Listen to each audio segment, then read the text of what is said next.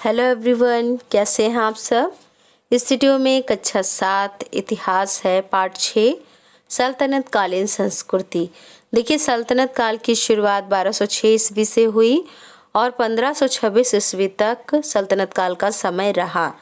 और 1526 ईस्वी में पानीपत के प्रथम युद्ध में बाबर की जीत के बाद से ही मुगल वंश की नींव उत्तर भारत में पड़ गई। तो इस तरह से सुल्तानों ने लगभग 300 वर्षों तक शासन किया। सल्तनत काल का जो समय है उसके बारे में बात हो रही है। तो सल्तनत काल में सुल्तान का स्थान सबसे ऊपर होता था, सबसे महत्वपूर्ण होता था। सारी राजनीतिक और कानूनी सैनिक सत्ता उसी में यानी कि सुल्तान में ही समाई होती थी और वह राज्य की सुरक्षा व्यवस्था के लिए जिम्मेदार होता था सुल्तान, और इस तरह से प्रशासन के लिए वो जिम्मेदार था। सुल्तान ही सेना का प्रधान होता था और कानून और न्याय की व्यवस्था करना भी उसी का फर्ज था या दायित्व था। और इस काम के लिए वह न्यायाधीशों की नियुक्ति करता था, यानी जज की नियुक्ति करता था, और उसके किसी भी पदाधिकारी के अन्याय के खिलाफ उससे सीधे अपील की जा सकती थी। न्याय करना शासक का महत्वपूर्ण फर्ज था। तो इस तरह से देखिए, अब केंद्रीय शासन के बारे में हम जानेंगे, क्योंकि जैसे अभी आप एग्जाम्पल के तौर पे समझ सकते हैं, उदाहरण के तौर पर, कि जिस तरह से भारत में केंद्रीय और राज्य स्तर की व्यवस्था है शासन की, उसी तरह से जब सुल्तान कई राज्यों को अपने एक केंद्र सूत्र में बांध लेता था तो केंद्रीय शासन व्यवस्था सुल्तान के नाम से चलती थी और प्रांत में उसके इख्तियार, बाकी जो है अलग अलग जो परिस्थितियां होती थी उसके बारे में जानेंगे। सबसे पहले देखिए, केंद्रीय शासन है। तो केंद्रीय शासन में सुल्तान का पद सबसे महत्वपूर्ण होता था। सुल्तान ही सेना का सबसे बड़ा अधिकारी होता था। युद्ध और संधि यानी समझौते के संबंध में वह सुल्तान ही निर्णय लेता था। न्याय में भी उसी का निर्णय अंतिम होता था और सुल्तान अपनी मदद के लिए, अपनी हेल्प के लिए मंत्रियों की नियुक्ति करते थे और मंत्रियों का पदासीन यानी पद पर उनका बना रहना या ना रहना सुल्तान की इच्छा पर निर्भर करता था। मतलब किस मंत्री को रखना है पद पर, किसे हटाना है, ये सुल्तान की इच्छा पर निर्भर करता था। मंत्रियों की संख्या, उनके अधिकार और कर्तव्य समय समय पर सुल्तान बदलते रहते थे। तो आप देखिए, जो मंत्रियों के अधिकार हैं, उनके फ़र्ज़ क्या हैं, इसके लिए जो नियम होता था वो सुल्तान जो है अपने अनुसार उनको उनमें बदलाव किया करते रहते थे। देखिए, अब प्रांत की व्यवस्था के बारे में जानेंगे। पूरे देश में, समस्त देश में कई प्रांत थे और इनमें पहले इनको क्या है, एकता और बाद में विलायत कहा गया। और प्रत्येक प्रांत का अधिकारी गवर्नर होता था जो इख्तियार और बाद में मुक्त या वली कहलाता था। उसे सुल्तान नियुक्त करता था और वह जो है सुल्तान के प्रति उत्तरदायी होता था, जवाबदेह होता था और वह प्रांत में कानून व्यवस्था बनाए रखता था। उसे सैन्य और प्रशासनिक योग्यता के आधार पर नियुक्त किया जाता था। मतलब सैनिक संगठन संभालने और शासन करने की योग्यता जिस व्यक्ति के भीतर होती थी उसी को सुल्तान इख्तियार का पद सौंपता था या इख्तियार बनाता था। और उसके अधीन घुड़सवार, फौजी दस्ते और पैदल सैनिक रहते थे और वह आपराधिक मामलों के विवादों में न्यायाधीश का काम करता था। वह जो है यानी इख्तियार जो है वो संग्रह में भी, टैक्स वसूली में भी, कर संग्रह में भी सहायता प्रदान करता था। प्रांतों में काजी व सद्र भी नियुक्त किए जाते थे और ये एक मतलब जो है अक्सर एक ही व्यक्ति को दोनों पद दिए जाते थे और काजी के रूप में दीवानी मामलों के में ये न्याय करते थे। मतलब ज़मीन जायदाद का जो मामला होता था वो या घरेलू मसलों की जो परिस्थितियाँ होती थी उनमें जो है काजी के रूप में दीवानी मामलों में ये न्याय करते थे और सद्र के रूप में धार्मिक अनुदानों के अधीक्षक का काम करते थे। प्रांत के नीचे जिले जिन्हें सरकार कहते थे और इनके नीचे उपसंभागीय क्षेत्र होता था जिन्हें सिक कहते थे और जिले के अधिकारी को प्रमुख सिकदार कहा जाता था। सिक के अधिकारी को सिकदार कहते थे और ये दोनों अधिकारी अपनी अपनी इकाइयों के मुख्य जो काम होते थे उनमें अपनी अधिकारी भूमिका निभाते थे। तो इस तरह से जो राजस्व वसूली होती थी उनमें सैनिक सहायता ये प्रदान करते थे। और प्रत्येक सिक में एक भू राजस्व अधिकारी होता था और जिसे आमिल कहते थे। सिक में फौजदार कोषाध्यक्ष का काम करता था। अब ये हो गई प्रांत की व्यवस्था। प्रांत की व्यवस्था के बाद स्थानीय शासन के बारे में हम जानेंगे कि जो है सल्तनत काल में स्थानीय शासन व्यवस्था कैसी थी। तो प्रत्येक सिक को, जिले को परगनों में बांटा जाता था और गांव के समूह को परगना कहते थे। और प्रशासन की सबसे छोटी इकाई गांव थी और गांव का मुखिया मुकद्दम या चौधरी कहलाता था और वो जो है समस्त ग्रामीण या गांव के प्रशासन का उत्तरदायी था। भू राजस्व निर्धारण और वसूली के साथ राजस्व संबंधी सभी कागजात वही रखता था। गांव की सुरक्षा का काम गांव के चौकीदार का होता था और गांव के ये तीनों अधिकारी वंशानुगत होते थे, यानी पीढ़ी दर पीढ़ी होते थे और इन जो है वसूले गए भू राजस्व का इनको एक भाग मिलता था।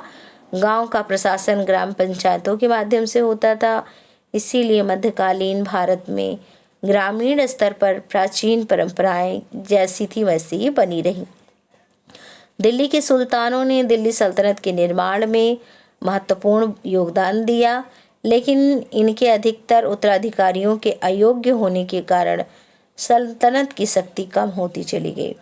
सल्तनत के अलग अलग भागों में बहुत से इक़्तिदारों ने नए राज्य बना लिए थे और उत्तर भारत में सल्तनत के कुछ प्रांत ऐसे थे जो बाद में स्वतंत्र हो गए, जैसे जौनपुर, बंगाल, मालवा, गुजरात, कश्मीर और मेवाड़।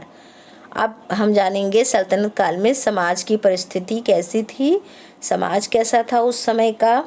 तो सल्तनत काल के शुरुआती दौर में सामाजिक और सांस्कृतिक विचारों, रिवाज और विश्वासों में भिन्नता होने से समाज में संघर्ष और टकराव की स्थिति पैदा होने लगी। तुर्कों के आने से उत्तर भारत में पर्दा प्रथा को मजबूत किया गया और यह प्रथा समाज के ऊंचे तबकों में प्रतिष्ठा का प्रतीक बन गई। इसका जो है स्त्रियों की स्थिति पर प्रतिकूल प्रभाव पड़ा और वह घर में सिमटने लगी। बाहरी आडंबर, दिखावा, धन संपत्ति का प्रदर्शन समाज की विशेषता बन गया और इन सबसे समाज में तनाव बढ़ने लगा, जिससे जीवन के नैतिक मूल्यों का पतन होने लगा। लोग जीवन के यथार्थ से आंख चुराने लगे और बनावटी जीवन से थकने भी लगे थे। लेकिन और उन्हें एक ऐसे वातावरण की, माहौल की ज़रूरत हुई जिसमें सामाजिक जीवन के नैतिक मूल्यों को बचाया जा सके। इसी समय भक्तों और सूफी संतों का भी उद्भव हुआ और इन्होंने लोगों में आपसी समझ को पैदा करने की कोशिश की। सादा जीवन, उच्च विचार पर इन्होंने बल दिया और इसी समय भक्ति आंदोलन और सूफी संतों की विचारधाराएं भी फैलने लगी। तुर्क और अफगान जो अपने साथ धार्मिक विचार और संस्कृति लाए थे, उनका भारतीय समाज और विचार पर जो है प्रभाव पड़ा। जाति प्रथा की कठोरता, ऊंच नीच का भेदभाव और बाहरी आडंबर यानी दिखावे के कारण भारतीय समाज में कुछ दोष आ गए थे, कमी आ गई थी। अतः सामाजिक कुरीतियों को दूर करने के लिए, समाज को सुसंगठित करने के लिए कुछ समाज सुधारकों ने जनता में एक दूसरे से प्रेम और सद्भाव को जो है बढ़ाने का कोशिश किया। इन्होंने जो है धार्मिक कर्मकांड की अपेक्षा भक्ति भाव से ईश्वर की उपासना करने को श्रेष्ठ बताया और इस तरह से धार्मिक सहिष्णुता की भावना को बल मिला। संतों और समाज सुधारकों के द्वारा चलाया गया इस प्रकार का जो आंदोलन था वो भक्ति आंदोलन के नाम से प्रसिद्ध हुआ। इन जो भक्त संत हुए, इनमें कबीर, चैतन्य महाप्रभु, गुरु नानक, दादू, रैदास, तुकाराम, रामानंद, वल्लभाचार्य, मीराबाई प्रसिद्ध रूप से हैं। लोगों की साधारण भाषा में लिखे गए और गाए गए इनके गीत व दोहे ईश्वर के प्रति भक्ति भाव से भरे हैं। इनमें बहुत से ऐसे विचार हैं जिनको तब से लेकर आज तक लोग मानते आए हैं। कबीर के बारे में हम थोड़ा सा जानेंगे तो काशी वाराणसी के एक जुलाहे बुनकर परिवार में कबीर का पालन पोषण हुआ था। कबीर निरंकार परमेश्वर में विश्वास रखते थे और कबीर की प्रमुख रचनाएं साखी, सबद, रमैनी हैं। मीराबाई के बारे में थोड़ा सा जानते हैं। तो ये जो है मेड़ता के राठौर राणा रतन सिंह की पुत्री थी और मीराबाई कृष्ण की उपासना में भजन गाया करती थी। गुरु नानक जी के बारे में थोड़ा सा जानेंगे। तो 1469 ईस्वी में 1469 में पंजाब के तलवंडी नाम के स्थान में गुरु नानक जी का जन्म हुआ और इन्होंने सिख धर्म को चलाया और एकेश्वरवाद पर उपदेश दिया। चैतन्य महाप्रभु ने बाहरी दिखावा और कर्मकांड का विरोध किया। रविदास ने लोगों को शिक्षा दी कि भक्ति से ही मनुष्य को मोक्ष मिल सकता है, मुक्ति मिल सकती है। रामानंद ने शुद्ध आचरण और भक्ति पर विशेष बल दिया। दादू तुकाराम जैसे संतों ने अपने विचार द्वारा भक्ति आंदोलन को गति प्रदान की और भक्त संतों ने लोगों के बीच यह भावना फैलाई कि ईश्वर को पाने के लिए सच्चे दिल से प्रेम करना ही एकमात्र तरीका है। उन्होंने आम लोगों की बोली में कई सुंदर गीतों की रचना की जिन्हें भक्त लोग मगन होकर के गाते थे। वह ऊंच नीच जात पात के खिलाफ थे। उनका मानना था कि सभी मनुष्य जो है ईश्वर की नज़र में एक समान है और हिंदू और मुसलमान दोनों का ही ईश्वर है। ईश्वर को पाने का रास्ता भी एक समान है। तो इस तरह से भक्ति आंदोलन के माध्यम से लोगों में चेतना जो है लाने का प्रयास किया गया और इन्हीं भक्त संतों की तरह कई मुसलमान संत भी हुए जिन्हें सूफी संत कहा गया और इन सूफी संतों में अजमेर के ख्वाजा मोइनुद्दीन चिश्ती, दिल्ली के हज़रत निज़ामुद्दीन औलिया, पंजाब के बाबा फरीद बहुत माने जाने सूफी संत थे। भक्त संतों और सूफी संतों के विचार आपस में बहुत मिलते जुलते थे। सूफियों ने इस बात पर जोर दिया कि सच्चे दिल से अल्लाह को प्रेम करना और अपने बुरे कामों पर पश्चाताप करना अल्लाह को पाने का सही तरीका है। सूफी मत के मानने वाले एक ईश्वर में विश्वास करते थे और शांति, अहिंसा और सहिष्णुता तथा मानवता के प्रति प्रेम की भावना में ही उनका अटूट विश्वास था। सूफी संतों ने हिंदू और मुसलमान दोनों से ही जो सूफी संत थे और इनसे जो है हिंदू और मुसलमान दोनों ही प्रभावित हुए। और इस तरह से देखिए साहित्य के बारे में अब जानेंगे। तो सल्तनत काल में देश के बहुत से बड़े भागों में फ़ारसी राजभाषा रही और इसीलिए बहुत सी भारतीय भाषाओं का फ़ारसी में प्रभाव पड़ा और फ़ारसी के बहुत से शब्द भारतीय भाषाओं में आ गए। सल्तनत काल में दिल्ली अरबी और फ़ारसी साहित्य के विद्वानों का केंद्र बन गई थी।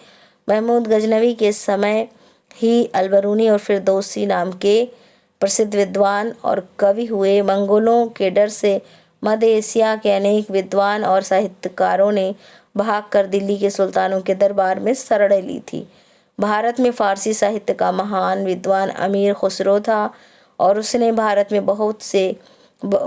के बारे में बहुत कुछ लिखा जिससे उसका भारत के प्रति प्रेम झलकता है। और इस समय साहित्य के नाम पर यशगान और धार्मिक पुस्तकों की रचना हुई और इस श्रेणी में नरपति नाल का बीसल देव रासो और दलपत विजय का खुमान रासो उल्लेखनीय है। अमीर खुसरो ने भी हिंदी में कई पद रचना की। भक्ति आंदोलन के संतों में जैसे कबीर, गोरखनाथ आदि ने ईश्वर स्तुति में गीतों की रचना की। इस काल में सुप्रसिद्ध प्रेमाख्यान और ऐतिहासिक महाकाव्य पद्मावत की रचना हुई। मलिक मोहम्मद जायसी ने इनकी रचना की। अब थोड़ा हम भवन निर्माण के बारे में जानते हैं, स्थापत्य कला के बारे में सल्तनत काल के। तो ईरानी व तुर्क कारीगर जब भारत आए तो अपने साथ इमारत बनाने की एक नई विधि भी लाए और सल्तनत कालीन इमारतों की 3 खास बातें थीं: मेहराब, गुम्मद और मीनार, जो उनकी सभी इमारतों में देखी जा सकती हैं। तो अब इसमें देखिए ईरानी और तुर्क कारीगरों से उनका हुनर जो है भारत के कारीगरों ने सीखा। भारत के कारीगरों के हुनर ईरानी और तुर्क कारीगरों ने सीखे एक दूसरे से। तो मंदिर में मेहराब और गुम्मद बनने लगे और कई मस्जिदों में पत्थर पर पत्थर रखकर तरासे हुए खंभे बनने लगे। मतलब जो भारतीय शैली थी उसको भी रखा गया वैसे ही, और बाहरी शैली को भी उसी में समाहित किया गया। चित्रकला और संगीत के बारे में थोड़ा सा जानते हैं। तो सल्तनत काल में बारीक और छोटे छोटे चित्र बनाए जाते थे। कलाकारों को दरबार में आश्रय मिला था। कभी कभी पुस्तक में वर्णित घटनाओं पर भी चित्र बनाते थे। भारतीय संगीत और फारस और अरब की संगीत शैली पर प्रभाव पड़ा, और सितार, सारंगी और तबला जैसे वाद्य यंत्रों की लोकप्रियता बढ़ी। कुछ सूफी संतों ने संगीत में विशेष रुचि दिखाई, और उनका विश्वास था कि संगीत भी ईश्वर के निकट पहुंचने का एक रास्ता है। इससे संगीत के नए रूपों जैसे कव्वाली को लोकप्रिय बनाने में काफ़ी मदद मिला। और इसके बाद हम थोड़ा अस्त्र शस्त्र हथियार जो उस समय विकसित हुए उनके बारे में जानेंगे। मध्यकालीन समय में सबसे सर्वोत्तम तलवारें वाराणसी, बनारस और सौराष्ट्र में बनती थी। उसके बाद लाहौर, सियालकोट, मुल्तान और गुजरात तथा गोलकुंडा के भी प्रांत थे इसके लिए मशहूर। और राजस्थान और गुजरात में निर्मित जमधार, छुरे, धनुष और तीरों की बड़ी मांग थी। सियालकोट और मेवाड़ में तोड़दार बंदूकें सबसे बेहतर होती थी। तोड़दार बंदूकों के अलावा लोहे का उपयोग सब प्रकार के कवच, ढाल, हथियार, बंदूक और तोप के गोले बनाने में जो है होता था प्रयोग। अब चिकित्सा और खगोल शास्त्र के बारे में जानते हैं। तो सल्तनत काल में आयुर्विज्ञान और खगोल विद्या जैसे कुछ विषयों के अनुसंधान के लिए सुल्तान और अमीरों का संरक्षण इनको मिला हुआ था, और वह इन कार्यों के लिए प्रोत्साहन देते थे। बर्नी ने अपनी तारीख़ फिरोजशाही में चिकित्सकों और खगोल शास्त्रियों की एक लंबी तालिका प्रस्तुत की है। मौलाना बदरुद्दीन, मौलाना सदरुद्दीन तथा अजीमुद्दीन मध्यकालीन युग के प्रसिद्ध चिकित्सक थे। मच्छेंद्र प्रसिद्ध वैद्य और जोग मशहूर शल्य चिकित्सक थे, यानी कि ऑपरेशन करने आप जो है सर्जन कह सकते हैं। मध्यकाल में ऐसे प्रमाण मिलते हैं जिनसे पता चलता है कि देश में अनेक जर्राह और शल्य चिकित्सक थे, यानी सर्जन डॉक्टर। तो वह केवल शल्य चिकित्सा यानी ऑपरेशन ही नहीं करते थे, बल्कि कृत्रिम यानी कि आर्टिफिशियल पार्ट यानी अंग बना करके भी लगाते थे। वह काट कर पथरी निकाल देते थे और मोतियाबिंद को भी समाप्त कर देते थे। कृषि के बारे में अब जानेंगे सल्तनत काल के। तो देश की आबादी में ज़्यादातर लोग किसान थे। वह कड़ी मेहनत करते थे। देश के विभिन्न भागों में आए दिन अकाल पड़ने और युद्ध होने से किसानों की कठिनाइयों का सामना करना पड़ता था, और उस समय किसानों का जीवन उच्च स्तर का नहीं था। गांव के अधिकारी कभी कभी अपने पद का दुरुपयोग करते थे और साधारण किसानों को अपने हिस्से की भी मालगुजारी यानी राजस्व यानी कर को अदा करने के लिए मजबूर करते थे। अब उस समय के हम व्यापार और उद्योग के बारे में जानेंगे। तो मुस्लिम विजय ने जो है देश के उद्योग और वाणिज्य व्यापार में बाधा नहीं डाला। गांव और शहरों के कारीगरों व शिल्पियों ने अपने पुराने पेशे को बरकरार रखा। उनके औजार भी वही थे। कुछ विशेष प्रकार के नए जो है औजार और काम करने वाले कारीगर वर्ग भी उत्पन्न हुए, जैसे बर्तन पर कलई करने वाले, घोड़े की नाल और रकाब बनाने वाले, कागज बनाने वाले। तो ये सब नए जो है कारीगर हुए। और इसके अलावा कई शहरी कारखाने भी थे जो फारस देश की तकनीक के अनुसार दिल्ली के सुल्तानों के द्वारा स्थापित किए गए थे। इन कारखानों में राज परिवार और दरबारी लोगों की ज़रूरत की चीज़ें बनाई जाती थी। मुद्रा के क्षेत्र में भी सुधार हुआ। सुल्तान ने चांदी के टके और तांबे के जीतल नाम की मुद्राएं चलाईं, और इसी के साथ व्यापार का भी विकास हुआ, जिससे शहर और शहरी जीवन का और ज़्यादा विकास हुआ। बंगाल और गुजरात के शहर अपने उत्तम कपड़ों और सोने और चांदी के काम के लिए प्रसिद्ध थे। बंगाल का सोनार गांव और ढाका कच्चे रेशम और मलमल के लिए मशहूर था। वस्त्र निर्माण के क्षेत्र में महत्वपूर्ण तकनीकी परिवर्तन 13वीं और 14वीं शताब्दी में मुसलमानों के द्वारा भारत में लाई चरखे के कारण हुआ। चरखे का चलन शुरू होने से कपड़े के उत्पादन में बहुत सुधार हुआ। लाल सागर और फारस की खाड़ी के आसपास के देशों के साथ होने वाले व्यापार में भारतीय कपड़े की धाक पहले ही जम चुकी थी। पेड़ पौधों और खनिज स्रोतों से प्राप्त विभिन्न रंगों की रंगाई का काम किया जाता था, उस समय में भारतीय कपड़े चीन को भी बेचे जाते थे और इस काल में अंतर्राष्ट्रीय व्यापार और जल थल दोनों मार्गों से किया जाता था। कुछ वस्तुओं का निर्यात भी किया जाता था। इसमें चर्म यानी कि चमड़ा और धातु से बनी वस्तुएं जो है तथा फारसी डिज़ाइन आधारित गलीचे प्रमुख थे। भारत पश्चिमी एशिया से उच्च कोटि के कुछ कपड़े, साटन और कांच के बर्तन, बहुमूल्य धातुएं, घोड़े और चीन से कच्चा रेशम और चीनी मिट्टी जो है मंगवाता था, आयात करता था। और आने जाने के जो यातायात के साधन थे उनके बारे में थोड़ा जानेंगे उस समय के। तो दिल्ली सल्तनत के मजबूत होने से यातायात का और संचार का विकास हुआ। उस समय आधुनिक वैज्ञानिक उपकरणों का ज्ञान नहीं था। लोग परिवहन यानी आने जाने के साधनों के रूप में कुलियों, जानवरों और चक्के वाली गाड़ियों का प्रयोग करते थे। परंपरागत बैलगाड़ी का इस्तेमाल उन दिनों खूब होता था। बैलों पर काठी के स्थान पर गद्दे रख कर माल को ढोया जाता था। सवारी के लिए घोड़े, टट्टू, खच्चर और कभी कभी गधों, ऊँटों का इस्तेमाल भी किया जाता था। नदियों में नावों तथा सागर में पाल वाले जलयानों का उपयोग किया जाता था। तो 1206 ईस्वी से 1526 ईस्वी के बीच जो सल्तनत काल है, जो समय है सल्तनत का, उसके बारे में कैसा शासन प्रशासन था, सामाजिक स्थिति कैसी थी, स्थापत्य कला, संगीत, चित्र, यातायात के साधन, जितनी भी चीज़ें थी, अस्त्र शस्त्र, इन सब के बारे में आपने संक्षिप्त रूप से जाना है। इस पाठ से संबंधित जो जानकारी थी उसको आपने जो है हासिल किया है। Thank you.